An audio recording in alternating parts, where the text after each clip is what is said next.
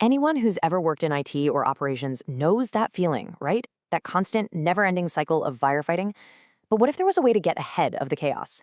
Well, today we are going to break down one of the most critical concepts for any leader, the huge difference between reactive and proactive problem management. And trust me, understanding this isn't just about fixing stuff. It's about thinking strategically, and it is an absolute game changer in any high-stakes interview. All right, so here's our game plan. First, we'll talk about why this all matters in the first place. Then, we'll dig into the reactive approach. That's the foundation before we level up to the proactive mindset. After that, we'll put them side by side. And finally, we'll look at how the best organizations find that perfect strategic balance. So, why are we even talking about this? Because pretty much every company on the planet struggles with what feels like endless firefighting. You know the drill. You fix one thing and bam, two more pop up. These recurring problems, they're more than just an annoyance. They drain your resources, they absolutely kill productivity, and they're usually screaming that there's a much deeper issue hiding just under the surface. And this quote right here just nails it. It's really a two-part mission. Part one, prevention. Stop bad things from happening. But part two is just as important, resilience. Because things will go wrong. So when they do, you've got to minimize the damage. It's all about building a stable ship in a stormy, complex sea. Okay, let's dive into the most common approach, the one everybody knows, being reactive. Look, this is the bedrock of problem management. And honestly, every single organization starts right here. You have to be a good firefighter before you can ever hope to become a fire marshal. The key phrase here is after the fact. This whole process kicks in response to things that have already happened. It's pure detective work. An alarm is blaring, a service is down, and your job is to grab your magnifying glass, do a root cause analysis, and figure out why. This is what stops that exact same fire from flaring up again tomorrow. So what actually starts this reactive process? Well, it's usually one of two things. First, you might see a pattern of a bunch of small, similar incidents popping up over and over again. You can think of them like tiny tremors before a big earthquake. Or you get the second trigger. A single major incident, something so big, so catastrophic, that you have absolutely no choice but to drop everything and investigate what went wrong. Let's make this super clear with an example. Imagine your service desk is just getting buried under 50 password reset tickets every single day. Now, each ticket is its own little incident, but a good reactive problem manager steps back, sees the trend, and asks the big question, why? They dig in and they find the root cause is a busted Active Directory sync. By fixing that one sync issue, boom, you just eliminated all 50 of those daily tickets. That is the power of reactive management. So once you've really mastered putting out fires, you can evolve. You can get to the next level, the proactive approach.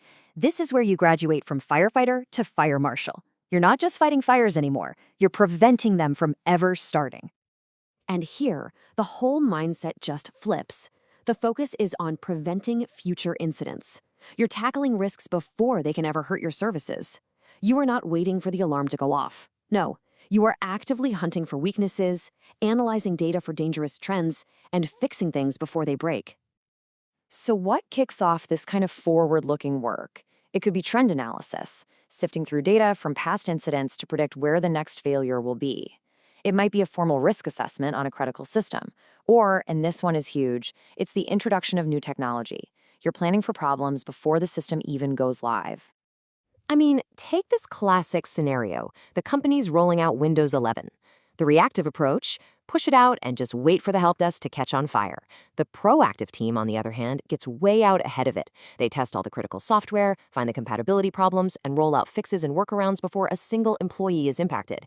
Just think about the time, money, and frustration that saves. It's massive. Okay, so we've looked at both approaches. Now let's get really structured and put them head to head. Seeing it broken down like this really gives you that detailed picture, which is incredibly valuable. At its core, the difference is this simple. Reactive is all about response. It's triggered by things that happened in the past, and its job is to fix what is already broken. Proactive is all about prevention. It's triggered by what might happen in the future, and its job is to stop things from ever breaking in the first place. One looks backward to solve, the other looks forward to prevent. And this table just ties it all together beautifully. You see it right there. On the reactive side, the trigger is multiple incidents, which leads to our password reset example. And on the proactive side, a trigger like bringing in new tech leads directly to that preemptive work for the Windows 11 rollout. It's a really clear way to see the whole flow, from trigger to action. Okay, so it's really tempting to think that proactive is good and reactive is bad, but that's just not right. The most important thing to get here is that a truly mature organization doesn't pick one over the other. It masters the strategic balance of both. And this chart shows what that balance actually looks like, and it might surprise you. Even in a super mature organization, about 65% of their problem management is still reactive. Things are always going to break. That's just reality. The goal isn't to get rid of it.